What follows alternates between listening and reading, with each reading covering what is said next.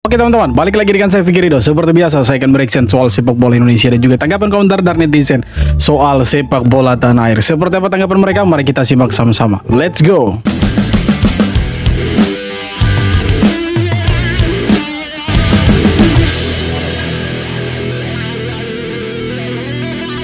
Wah, Malaysia bilang mereka bukan tim kecil lagi. Pelatihnya langsung ngomong begitu jelang lawan Vietnam di kualifikasi Piala Asia 2027.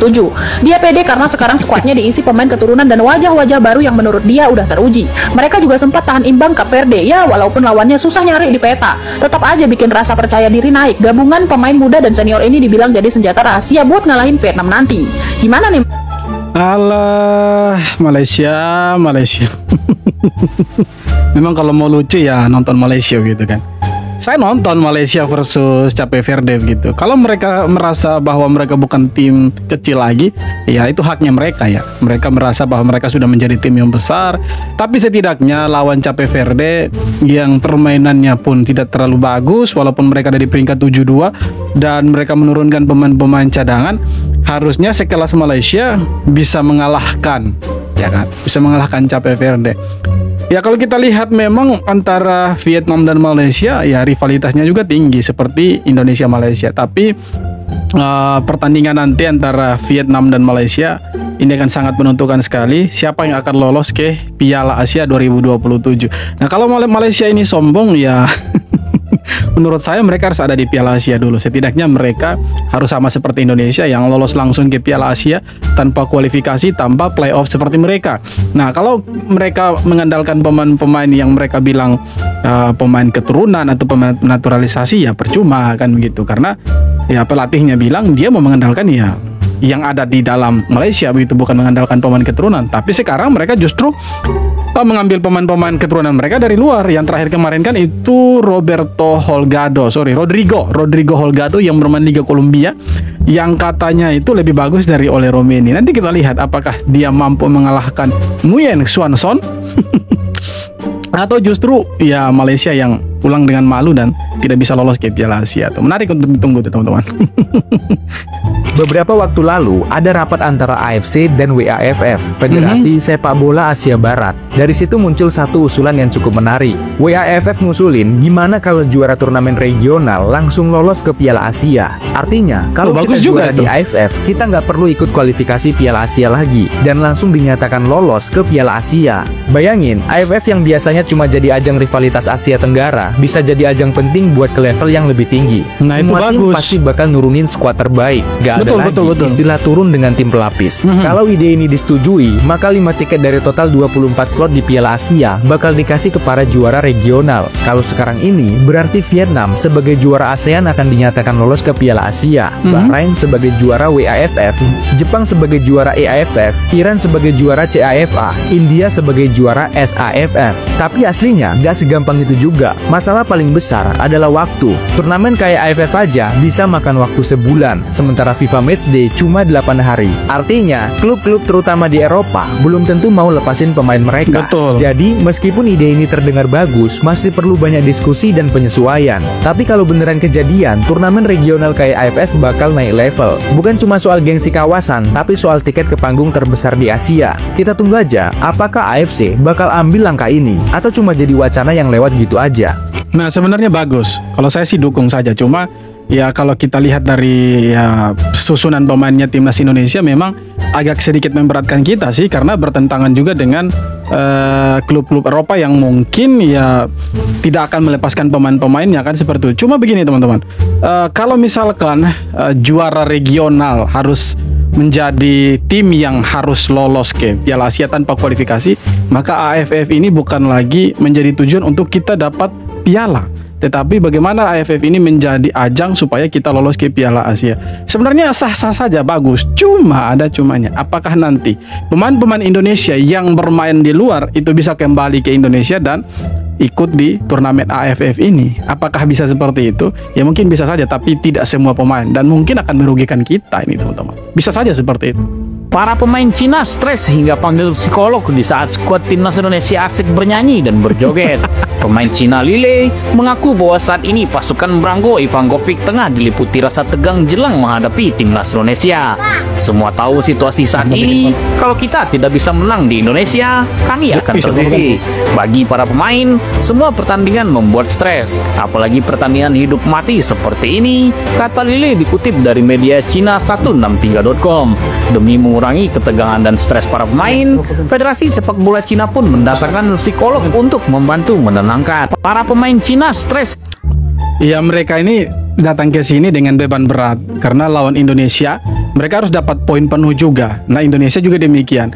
Nah, ditambah lagi mereka kan harus bermain di kandang lawan. Jadi itu membuat mereka harus pakai psikolog profesional untuk menenangkan mereka ini, pemain-pemain Cina. Jadi ya kita harus bisa ambil kesempatan dalam kesempitan seperti ini, di mana mereka lagi stres, harusnya kita bisa memanfaatkan mereka. Situasi mereka yang tidak menguntungkan mereka ini, kita harus manfaatkan dan kita harus bisa curi poin dari mereka nanti di GBK. Harusnya seperti itu. Oke guys, keputusan untuk AFF U23. Oke. Nah, kita baca dulu nih. Erick Thohir teruja bertemu Malaysia, kalahkan Malaysia lebih puas dari kalahkan Jepun. Malaysia relaks je. Oh, coba kita dengar ya si abangnya bilang apa. Kita dah ketahui, so kita diletakkan di dalam kumpulan A bersama dengan musuh tradisi kita. Wih, musuh tradisi katanya. Iaitu pasukan Indonesia. Dalam musuh tradisi, Cok. Pasukan Filipina, lepas tu ada juga pasukan Brunei Darussalam. Tapi yang lebih menarik bagi aku adalah pertembungan seteru di Asia yang terhebat di antara Malaysia dan juga Indonesia. Okey, tapi yang aku beli kan, aku tengok visi Erick Thohir tadi kan, betul-betul dia teruja nak lawan dengan Malaysia tau. Aduh, Erick Thohir Indonesia betul-betul teruja nak lawan dengan Malaysia lah. Dia saya cakap lagi dah lama tak bertemu dengan Malaysia. Okay, bagi aku kan, Indonesia ni sekarang ni dia dah up level lah. Dia orang dah hebat sangat dah sekarang ni kan. Dah main dengan Jepun, dah main dengan Arab Saudi, dah main dengan ni. Takkan pandang Malaysia lagi. Aduh kan, aku tahu sebab dia. Sebab Malaysia ni daripada dulu memang seteru terkuat tau. Okay, dia tak boleh tau. Indonesia tak boleh kalah dengan Malaysia. Malaysia pula tak boleh kalah dengan Indonesia. Itulah penyebab dia kenapa begitu hangat sangat yang dia nak sangat ni. Dia orang dah hebat. Dia cara cakap dia tahu Indonesia ni dia dah hebat macam mana pun dia tak puas tau. Dia selagi dia tak tumbangkan Malaysia. Ibarat dengan tumbangkan Malaysia ni adalah satu kejayaan lebih besar daripada kejayaan yang dia capai tau. Kepuasan dia tu lebih. Itu yang aku nampak lah. Sebenarnya bukan Indonesia je, Malaysia pun sama je. Tapi apapun, itulah dia pertembungan serumpun antara kita sebenarnya tau. Yang memang dah daripada dulu lagi. Okay, Malaysia dan Indonesia ni apapun, aku pun teruja juga nak tengok perlawanan di antara Malaysia dan Indonesia ni akan datang. Sebab dah lama sangat dah kan Malaysia dengan Indonesia ni dia tak. Kalau dulu sebelum perlawanan, okay, wah hangat dah dalam media sosial yang Indonesia kutuk Malaysia, yang Malaysia kutuk Indonesia. Wah, sampai hari game memang betul-betul bom kan. Tapi siapa menang, okay, kita terimalah siapa yang menang kan. Tapi open good luck to Malaysia dan juga Indonesia, okay, yang akan bertemu di U23. Okay, ya. Bukan begitu masalahnya abangku. Bukan berarti mengalahkan Malaysia lebih puas daripada mengalahkan Jepang. Dan bukan berarti kita terlalu bernafsu untuk bermain dengan Malaysia. Cuma begini,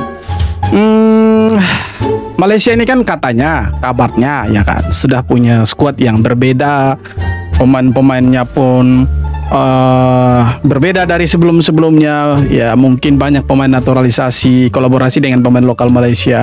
Bahkan pelatihnya pun juga sudah beda kan. Nah jadi Pak Erick Thohir mengajak nih secara baik supaya ayo dong kita tanding. Sudah lama nih tidak pernah ketemu. Terakhir kemarin di 2021 kan Malaysia kalah 4-1. Itu pun mereka kasih turun Faisal Halim, Dion Kulus di belakang.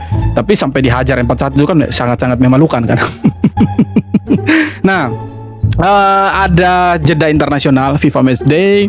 Pak Erick Thohir bilang, ya kita sudah mengirimkan pesan ke AFF AM federasinya Malaysia tapi belum direspon, ya kan. Tapi Pak Erick Thohir bukan berarti ngebet begitu, kepingin sekali untuk lawan Malaysia, tidak juga, karena Pak Erick Thohir bilang kita menghormati keputusannya mereka, kalau mereka tidak mau ya sudah begitu. Nah begini teman-teman, drawing Piala AFF U23 ini sebenarnya ya itu kan sudah sesuai dengan tahap prosedur yang berlaku kan. Di saat drawing itu Indonesia dan Malaysia satu grup. Nah bukan berarti kita memaksakan diri untuk bertemu dengan Malaysia, tapi memang hasil drawingnya seperti itu ya. Malaysia harus bertemu dengan Indonesia begitu. Jangan sampai kalian takut lawan Indonesia, kan begitu sebenarnya. Bukan berarti mengalahkan Malaysia itu lebih puas daripada mengalahkan Jepang. Tidak, justru kita lebih puas sebenarnya kalau mengalahkan Jepang daripada mengalahkan Malaysia. Karena bertemu dengan Malaysia di Piala AFF ini nanti di bulan Juli atau Agustus, ya itu sudah memang satu keharusan karena memang drawingnya seperti itu. Bukan berarti kita nafsu sekali mau lawan kalian Malaysia, tidak loh, tidak. Kalian mau terima oke, syukur, tapi kalau tidak mau terima ya sudahlah, kita tidak memaksakan kalian gitu. Jadi jangan terlalu percaya diri juga Malaysia begitu, bahwa Indonesia ini katanya negara hebat kok tapi paksa sekali, kepingin sekali mengalahkan Malaysia untuk bermain dengan Malaysia. Tidak, jangan terlalu percaya diri kalian. Kita ini menganggap kalian tetangga, jadi kita mau mencoba nih kekuatan sepak bola. Mencoba, ingat ya, katanya mencoba, bukan berarti kita bernafsu untuk melawan Malaysia. Tidak, masih banyak negara-negara lain yang peringkat FIFA-nya lebih tinggi dari Malaysia yang mau bertanding dengan Indonesia. Contohnya kemarin kan ada Uruguay yang duta besarnya di Indonesia itu mau supaya Uruguay bermain dengan Indonesia loh. Jadi jangan sampai terlalu percaya diri juga kalian Malaysia gitu. Oke, jadi itu dia beberapa video tanggapan komentar dari netizen soal sepak bola kita. Ya semakin mendunia lah. Dan seperti apa tanggapan kalian, silahkan tulis kolom komentar. Dan yang terpenting jangan lupa untuk like, comment, dan subscribe. Kita jumpa lagi di video-video berikutnya. Thank you.